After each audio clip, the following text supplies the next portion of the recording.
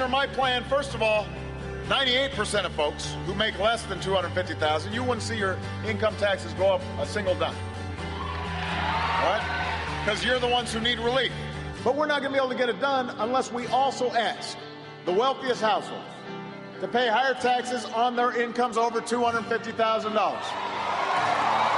The same rate we had when Bill Clinton was president, and our economy created nearly 23 million new jobs.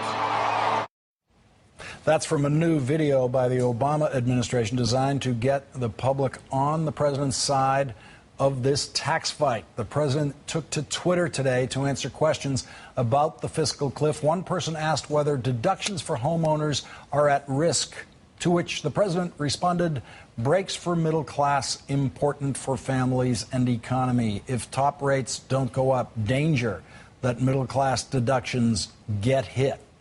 Was signed B.O. Yesterday, House Speaker John Boehner said this on Fox News.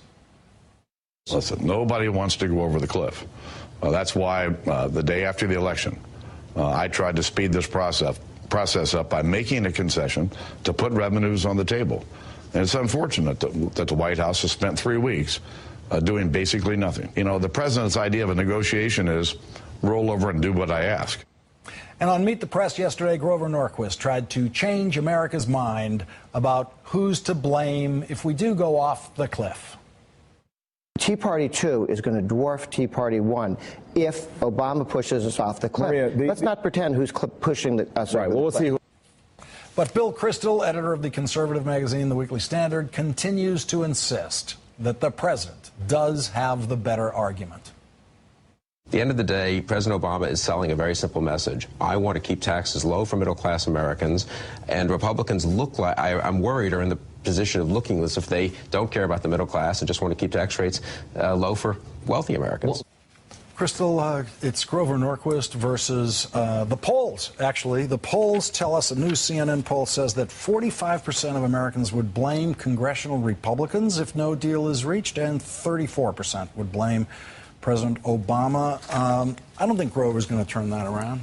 No, I don't think Grover's going to turn that around, and I don't think that he's right that Tea Party 2 will dwarf Tea Party 1. He's so wrong. He is so wrong. But I do think that there's truth to the fact that there is already a backlash from the ultra-right, the sort of grassroots Tea Partiers that are still out there are already upset with Boehner over his initial starting position, which is still quite far to the right, which, as you know, as you and Ezra and Ryan talked about last segment, doesn't even include any increase in the top tax rates at all. It still focuses on these magic, reductions of loopholes and deductions that we've never heard anyone from Mitt Romney or anyone else be able to actually describe. Let's listen to something that Tim Geithner said yesterday, his description of the Republicans' problem.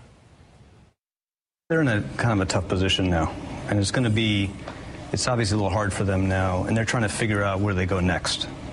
And we might need to give them a little time to figure out where they go next. When you say they're in a hard spot, what do you mean? Because they're trying to figure out how to find a way to support things that they know they're going to have to do. That's going to be very hard for them. If they have to tell us what they're willing to do on rates and revenues, that's going to be very hard for Republicans. We understand that. Again, if they need a little more time to figure out what they can do, what they want to do, that's okay. We don't have that much time, though. Ari, he's saying, we're not going to give you anything. If you want more time to decide what you're going to do now, we're not giving you anything. Yeah, I mean, Tim Geithner... Very compassionate. Yeah. There was an empathy there. I mean, Tim Geithner looks like a therapist saying, you got some work to do, and some of it you're going to have to do on your own. Yes. You're going to have to figure it out. And the other thing he said, of course, also on Meet the Press was, look, this is how it's going to go down, and if you drive us off the cliff, the tax rates are going to go up for everyone, and we're going to have to deal.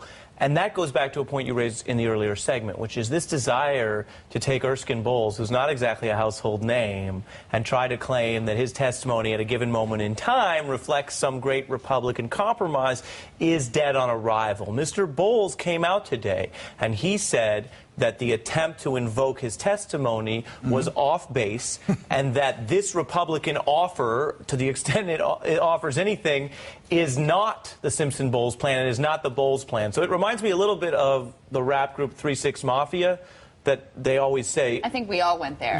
That's where your mind went, Crystal. Yeah. They say, keep my name out your mouth. And it's a tough thing to say to someone, but it's basically what Mr. Bowles said to Speaker Boehner was, don't talk about me, don't talk about my plan, go work on your own plan. Let's listen to another thing Grover said yesterday about President Obama. It's the president who's threatening to raise taxes on the middle class if he doesn't stamp his feet and get his way. It's so funny to see somebody talk about someone else in full projection mode. Right. I mean, that is Grover, stamping his feet and getting his way. And he's pretending that this president behaves the way he does. Yeah, I mean, that's been his entire path to power. And he's gotten his way. And he has gotten Very his way long time. because he not only has he, stamped his feet to get his way, but he's also threatened people. He's already done that here, basically by saying that the Tea Party 2 is going to dwarf Tea Party 1, that's sending out a message saying, if you support any revenue increases, if you go along with compromise, we're going to get you next time around in your primary. I mean, that's what this is all about. It's threats and intimidation to Republicans who are thinking about actually trying to come to some sort of deal and move forward. Let's listen to a prediction Lindsey Graham made, which I think I agree with. I think we're going over the cliff. It's pretty clear to me they've made a political calculation. I'd say right about now, he's right about that the White House has made the choice. If we don't get exactly what we want before New Year's Eve, we're going to let this happen. Yeah, we're going to let it happen. And look, it's not the end of the world if the question is, do we do a deal in the 9th inning or the 10th inning? Exactly. If you look at the markets, if you look at the ratings agencies, nobody who's serious about these issues expects there would never be a deal. If there were never a deal, and we actually had arbitrary defense cuts and a complete, restructuring of our taxes and payroll taxes, and yeah, that would definitely hurt the economy. But if it's for delayed, a while, for a while, even that we would curve out of. Exactly. But if it's 2 or 3 weeks, and it's 2 or 3 weeks that the Republicans want to do for the sake of their own drama and their own inability to make up their minds, I think we can handle it. I think it'll be less than 3 weeks. I think it'll be in the order of 7 days, 10 days maximum. Crystal Ball and Ari Melber, thank you both for joining us. Thanks, Lawrence. Coming up, Hillary Clinton is running for president. So says the first line of an article posted online today at The New Yorker. And Mitt Romney is not enjoying private life, according to a Washington Post report today that says Mr. and Mrs. Romney are having a hard time adjusting to losing the election. Have you read that?